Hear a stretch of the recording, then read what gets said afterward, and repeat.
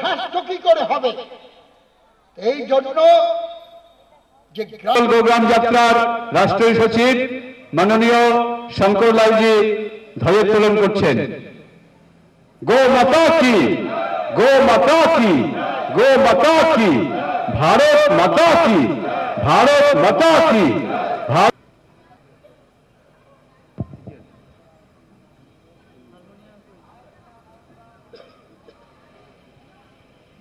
কঠিন করেছি যে সার্থক ভারতের অগ্নি পরীক্ষা দিয়ে এসেছি আজ। করেছি সবাই মিলে কত না কঠিন কাজ, কত সংগ্রাম মোরা পেরিয়ে এসেছি আজ।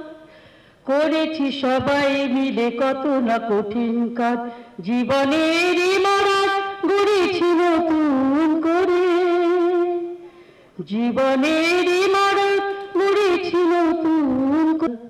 সত্যম শিবম সুন্দরম এই মন্ত্রে নিয়েছি মোরা না কঠিন হরে জয়।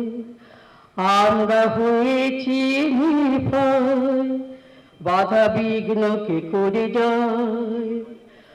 আমরা হয়েছি নির্ভয়, হয়তো চলতে হবে দুর্গম পথ, সে পথে আসবে যে নূতন ভবিষ্যৎ। হয়তো চলতে হবে দুর্গম কোটি সন্তান, আমরা এই ভারতের কোটি कोटि। ऐसे इन सारे विषयों को लेकर ये विश्व मंगल गोग्राम यात्रा 1 माह से चल रही है। 20,000 किलोमीटर की यात्रा इसको पूरी करनी है। इसमें से 1/4 हिस्सा लगभग 5,000 किलोमीटर की यात्रा अब तक हो चुकी है। क्या है यात्रा, क्यों हम इन विषयों को लेकर चले हैं? तो कोई राजनीतिक यात्रा भी नहीं, कोई सामाजिक यात्रा भी नहीं, कोई धार्मिक यात्रा भी नहीं। इसका स्वरूप कैसा है? सारी दुनिया चिंतित है कि सृष्टि कैसे बचेगी, पृथ्वी कैसे बचेगी, ये भारत कैसे बचेगा। भारत बचेगा तो दुनिया बचेगी। इसलिए प्राकृतिक असंतुलन, भारत के तीनों ओर समुद्र, गंगा सागर, हिंद महासागर और ऊपर बर्फ से ढकी हुई पहाड़ियां, हिमालय, और फिर भी भारत के सामान्य व्यक्ति को पीने को पानी न मिले। 12 रुपए की बिस्लेरी की बोतल आप खरीदते हैं कि नहीं खरीदते? है ना, कुछ बताइए। खरीदते। कोर्ट ने निर्णय दिया कि इस देश की सरकार इतना भी नहीं कर सकती। इस देश के जन सामान्य को पेयजल ये उपलब्ध कराना चाहिए। देश स्वाधीन हुआ, महात्मा गांधी जी ने कहा था ग्राम राज्य से राम राज्य की ओर। मेरे सपनों का भारत कैसा होगा? गांव खुशहाल होगा। वो खुशहाली कैसी चली? 90% आबादी ग्रामीण, कृषि आधारित हमारा देश इस आजादी के बाद 20 वर्ष के अंदर